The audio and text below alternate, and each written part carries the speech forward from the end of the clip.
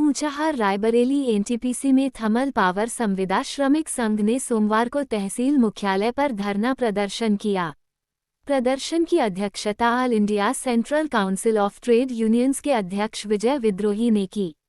श्रमिक संघ का आरोप है कि एनटीपीसी ऊंचाहार में कार्यरत कंपनियां और ठेकेदार मजदूरों से आधी मजदूरी जबरन वसूल रहे हैं। ये वार्षिक वसूली लगभग 22.5 करोड़ रुपये है। संघ ने एनटीपीसी प्रबंधन और प्रशासन से इस अवैध वसूली को रोकने की मांग की है। श्रमिक संघ की प्रमुख मांगों में मजदूरों से जबरन वसूली करने वाले ठेकेदार की गिरफ्तारी शामिल है। संघ के कोषाध्यक्ष पवन मिश्रा को धमकी देने के मामले में दर्ज मुकदमे में भी ठेकेदार की गिरफ्तारी की मांग की गई है। अन्य मांगों में अवैध वसूली के लिए एनटीपीसी प्रबंधन को जवाबदेह बनाना और दोषी कंपनियों को काली सूची में डालना शामिल है।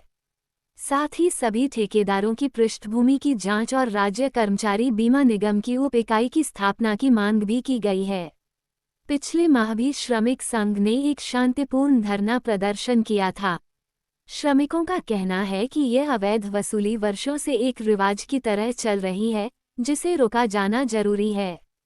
श्रमिकों ने एक ज्ञापन तहसीलदार को सौंपा है। रायबरेली ऊंचाहार से सागर तिवारी की all India central council of trade unions Uttar Pradesh का अध्यक्ष हूँ।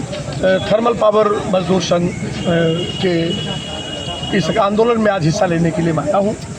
कितने सदस्यों इस बात को लेकर आंदोलन है? ये आंदोलन दरअसल में ऊंचाहार थर्मल पावर में लगभग 5000 के आसपास कॉन्ट्रैक्ट वर्कर्स काम करते हैं, जिन्हें विभिन्न कंपनियां, एजेंसीज और ठेकेदार नियोजित करते हैं। लंबे समय से इनका नियोजन हो रहा है और इन मजदूरों को मिलने वाली जो मजदूरी है, जो सेंट्रल गवर्नमेंट का जो सर्कुलर है उसके हिसाब से न्यूनतम मजदूरी की जो दर है, उस दर के आधार पर जो मजदूरी इनके खातों में भुगतान की जाती है, ठेकेदार लोग उसका 50% यानी आधी मजदूरी छीन लेती है। बहुत सारे मजदूरों का एटीएम उनके पास है, बहुत सारे मजदूरों से वो डरा करके, धमका करके इसकी वसूली कर लेते हैं।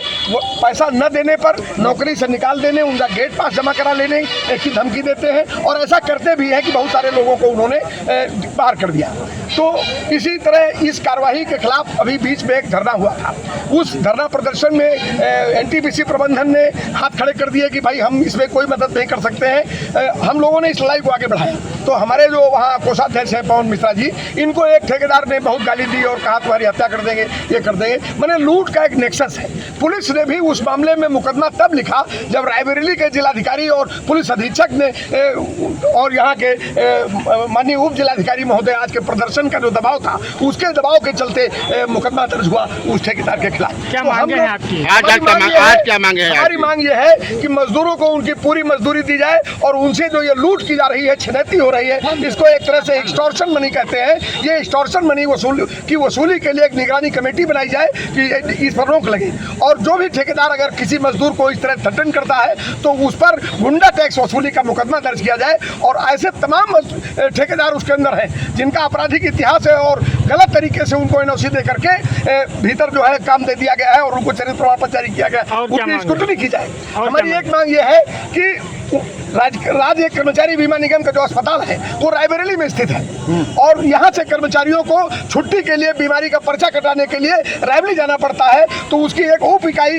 एनटीपीसी परिसर में खोली जाए और एनटीपीसी का जो अस्पताल है या ऊंचाहार कस्बे में जो मल्टी स्पेशलिटी कोई हॉस्पिटल है, सर्व सुविधा संबंध कोई हॉस्पिटल है, तो ईएसआई को उस अस्पताल के साथ संबद्ध किया जाए जिससे कि मजदूरों को इलाज के लिए वहाँ न जाना पड़े, मजदूरों का आसानी से यहाँ इलाज हो सके। हम मूलतः ये 2 सवाल लेकर के आज यहाँ आए। अगर इस ठेकेदार के खिलाफ अभी हमारे साथी की हत्या करने की धमकी देने का मुकदमा लिखा गया है, एक्सटॉर्शन मनी खुलेआम लेने का मुकदमा लिखा गया है, उस ठेकेदार को कंपनी बाहर करेगी कि नहीं करेगी? और इसलिए हम कह रहे हैं कि सब